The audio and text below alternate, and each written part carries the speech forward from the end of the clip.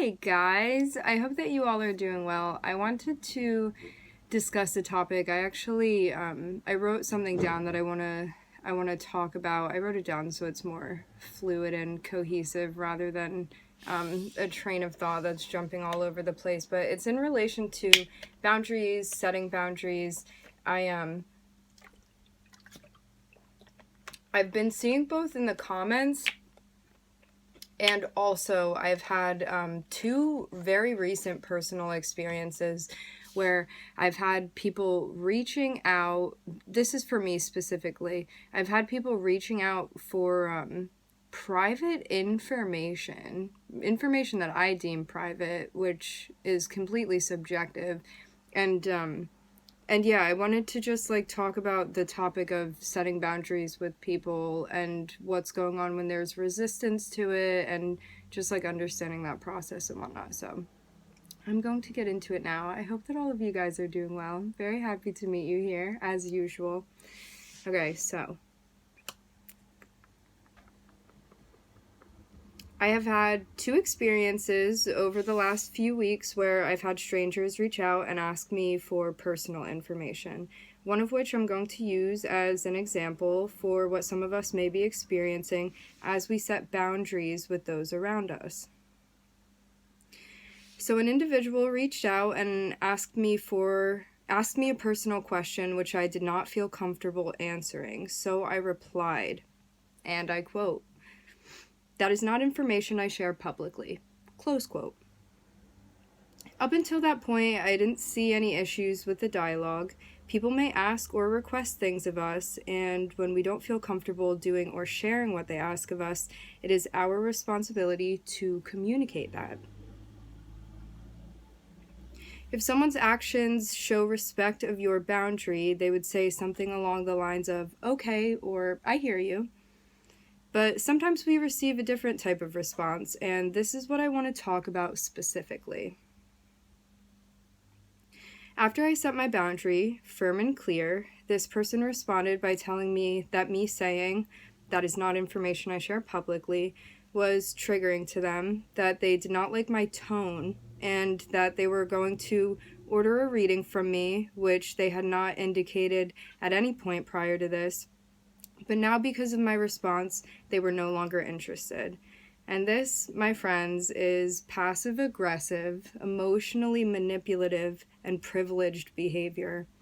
No one deserves access to private information you do not feel comfortable sharing. Do not allow anyone to coerce, guilt, or shame you into doing something that you don't feel comfortable with. And do not feel as if you should apologize for setting firm boundaries. This is a very big piece of how we hold space for ourselves. You don't need someone's friendship or business if you don't feel respected or empowered in that space with them. Many of us are being tested right now and shedding old behavioral patterns. This is heavy and difficult work that we are doing. Now, I want to take this a step further and talk about the aftermath. So, if this had been somebody in my personal life rather than a random stranger off of the internet, I wouldn't have blocked them as I did, because I did block this person because we don't have time for that. But yeah, if this were somebody like a family member or a friend or whatever, then because I had that connection with that person, I would I think that the experience with them would have been more of like explaining or whatever, like if this was a connection that I valued, something that I wanted to hold on to, something like that. So I just want you to know that this is just like a template that I'm talking about based off of one personal experience that I had, okay? So personally, for myself, I felt the best response was for me to block this individual and delete the conversation. This allowed me to stop any further escalations within the interaction and allowed me to feel safe to then independently process what had happened, which is very important for us to, when you feel like you're in an environment where things start becoming something that you're feeling uncomfortable with or unsafe with, the first thing you want to do is remove yourself from whatever stimuli is causing you to feel unsafe or whatever you need to do to make it stop, okay? So me blocking this person was what stopped like anything further from continuing onward.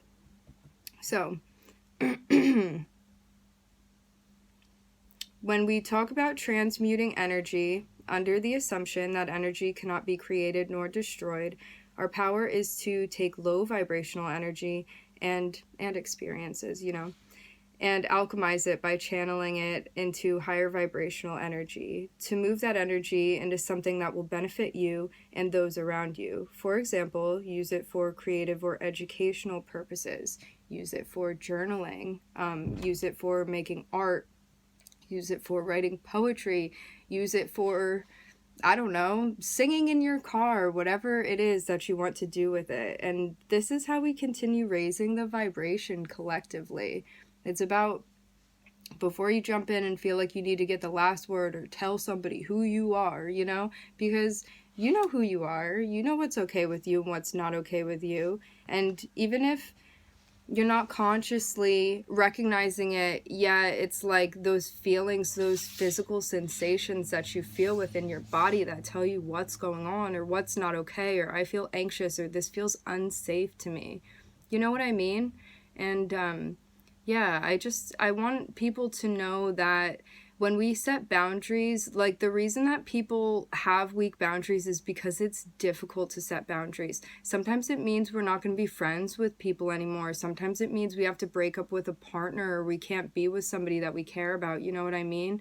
Sometimes it means that you're not talking to your family. There are lots of different things, or you have to distance yourself to make it feel like a safe environment for you. And this is all about you doing what's comfortable for you, because when we know that we're not okay with something and you don't speak up and say something to someone about it and they cross your boundary, this is where anger and resentment comes from. And it's because you're not standing in your power and you're not setting boundaries. And setting boundaries is not just being like, don't do this. It's like, please don't do this, and if you do, this is going to happen. Like, please don't show up to my house at midnight, or else I'm going to call the police. Whatever. It's just an example, okay? So, and then actually following through with it, because you have to follow through with whatever it is that you say is going to happen when you set a boundary with somebody. So yeah, and if you feel like somebody is not respecting what you're telling them, or you don't feel empowered in a certain space, it's important for you to remove yourself for your personal, energetic, physical, emotional safety. You know what I mean? So yeah, I just wanted to talk about that, let you know. Yes, it is difficult, and yes, it is also worth it to be setting boundaries for yourself, and you're going to feel better for it, so, in the long run. And you're not alone. All right, my friends, that is it for now. I hope that everybody's doing well. I can't wait for the next reading with you guys. Thank you all for your support. Thank you for continually tuning in. Thank you for all of the love. I really appreciate it. I love reading the messages and all of that stuff. You guys are very sweet. I'm very touched by all of the energy and all of the kindness. So I very much appreciate meeting you here on the journey and being with you guys. Thank you.